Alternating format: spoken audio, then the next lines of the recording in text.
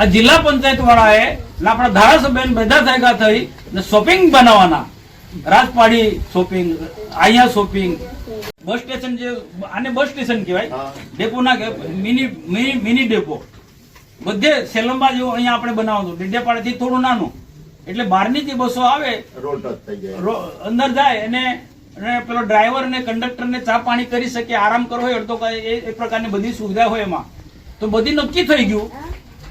આ જિલ્લા પંચાયત વાળાએ આપણા ધારાસભ્ય બધા ભેગા થઈ શોપિંગ બનાવવાના, રાજપાડી શોપિંગ, અહીંયા શોપિંગ, બીજા અલગ અલગ સારા બી કામો લીધા છે, એને આવકારે છે. પણ આ બધા શોપિંગોની શું દુકાનો કમ બીજી જગ્યાએ વેપારી ના બનાવી શકે? શોપિંગ બનાવી તો કોઈ બી જગ્યાએ શોપિંગ બની શકે છે. હવે બસ સ્ટેશન ક્યાં બનાવશો તમે? હવે નેત્રંગમાં બસ સ્ટેશન નેત્રંગ લોકો પૂછશે અહીંના બધા આગેવાનોને, કેમ બસ સ્ટેશન નથી બનાવતા? ઠરાવ થયો કે જિલ્લા પંચાયતમાં એને કાઢીને તમે શોપિંગ બનાવવાની, કમ શોપિંગ બને એટલે ટકાવારી મળે. હકીકત છે ને ગિરીશ, શોપિંગ બને તો બધાની ટકાવારી હોય. શોપિંગ ની વધારે જરૂર છે, શોપિંગ સેન્ટર ની વધારે જરૂર છે કે બસ સ્ટેશન ની વધારે જરૂર છે? લોકોને પૂછો, લોકો અભિપ્રાય આપશે. હા, અને નેત્રંગ તમે જોવો છો બધા કરતા એવું સેન્ટર ચારે બાજુથી બસો આવે. નેત્રંગ એવું છે કે ચારે બાજુથી બસો આવે ને અહીંયા બસ સ્ટેશન ને મિની બસ ડેપો નહીં. બસ સ્ટેશન ની રાહ જોઈને બેઠા છે. હા, જાહેર શૌચાલય શૌચાલયની જરૂર છે. આ બનતું તો બધું જ આવી જતું ને.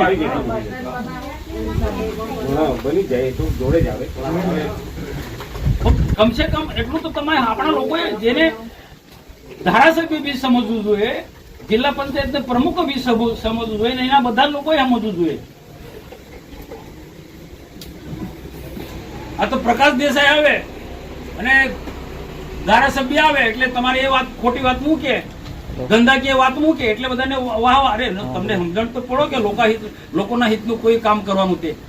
આ શોપિંગ સેન્ટર એટલે લોકોના હિતનું કામ છે? શોપિંગ સેન્ટર એટલે લોકોના હિતનું કામ છે? એ ધંધાકીય એ છે. અરે વેપારીઓ તો ગમે ત્યાં તમારે એ શોપિંગ દુકાનો બનાવવાના છે, પણ બસ સ્ટેશન તમને મળવાનું નેત્રંગ ને. જો ભાઈ મને તો કોઈ નુકસાન નથી, આવો બાપુ એટલું સમજી લે તો મને કોઈ નુકસાન નથી. આ વિષય શું છે, કોઈ વખત જાહેર સભામાં કઈ લોકો એમના પર થૂકશે. આવા ધંધા નહીં કરવાના, પ્રજાહિતના કામો કરવાનો હોય, પારદર્શક વહીવટ કરવાનો હોય. લોકોને ખબર નથી પડતા શોપિંગ ના આપણે બધા સેટિંગ છે, ટકાવારી વાળા બધા ધંધો કરે છે. જે કોંગ્રેસમાં ચાલતું છે, બીટીપીમાં ચાલતું હતું, એ ભાજપમાં ચલાવવા માંગે છે.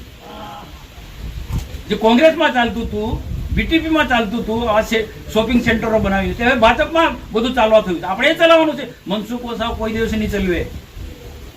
પ્રજાના હિતનું કામ હશે તેને જ હું સમર્થન કરીશ. મામાએ બહુ બધી સારી વાત કરી. તાલુકા પંચાયત જીતવી, જિલ્લા પંચાયત જીતવી છે ભાઈ. આ બધી જ વાતને બધાએ કામે લાગી જવાનું. નાના મોટા પ્રશ્નો સોલ્વ કરીશું. વિકાસના બધા જ કામો ખેડૂતોથી માંડીને બધી નેત્રંગ તાલુકા આપ્યો છે, કેટલો ઝડપથી વિકાસ થયો છે, થઈ રહ્યો છે. પાર્ટી છે આપણે કેન્દ્રમાં રાજ્યમાં, એના કારણે બધો વિકાસ થયો. આવનારા દિવસોમાં પણ કરવાનો છે. એટલે તાલુકા પંચાયત, જિલ્લા પંચાયત આપણે બનાવવાની છે. એટલે આ ઘણી બધી જે યોજનાઓ છે વિકાસ લક્ષી, એ તાલુકા પંચાયત આપણે છે, જિલ્લા પંચાયત હશે તો આપણા લોકો સુધી પહોંચાડી શકીશું, તો છેવાડાના લોકો સુધી પહોંચાડીશું. એટલે ભલે મેં એટલું ધ્યાન દોરવાનું, નાની મોટી જે ધ્યાન અત્યારે જવાબદાર લોકોનું ધ્યાન દોરી પહોંચાડશે. સુધારાવશું, ના સુધારે તો જાહેરમાં હું કહીશ. પણ આપણે તાલુકા પંચાયત, જિલ્લા પંચાયત પૂરી તાકાતથી ગમે તે હોય, કોઈ પદ મળ્યું હોય નહીં મળ્યું હોય, પણ આપણે તાલુકા પંચાયત બનાવવાની અને પ્રજાના કામો હજુ અધૂરા ઘણા બધા કામો કરવાના છે. સિંચાઈ માટે પણ અમે જેટલી લડાઈ લડવાની, હું સિંચાઈ માટે પણ લડીશ. એમાં રાજ્ય સરકારમાં છે કે ભારત સરકારમાં, જ્યાં પણ લડાઈ લડવાની હોય રજૂઆત કર, લડાઈ કરતા રજૂઆત કરવાની. જ્યાં પણ કોઈ મારે રજૂઆત કરવાની હશે તો લડીશ. નેત્રંગ તાલુકાને, વાલિયા તાલુકાને, ઝઘડિયા તાલુકાને સિંચાઈનું પાણી મળવું જોઈએ ને મળવું જોઈએ. ડેડિયાપાડા સાગબારાને પણ મળવું જોઈએ ને મળવું જોઈએ. તે પણ નર્મદાનું પાણી કરજણ ડેમમાં નાખો ને આખા બધા એરિયાને પાણી આપો, એ મારી માંગણી છે ને એ માંગણી સતત વળગી રહી. અને સાથે મારે તમને પણ ટકોર કરવી છે, રાયસિંગભાઈને ને તમને હો કે તમે ના આખું નેત્રંગ તાલુકાની મીટિંગ છે મામા.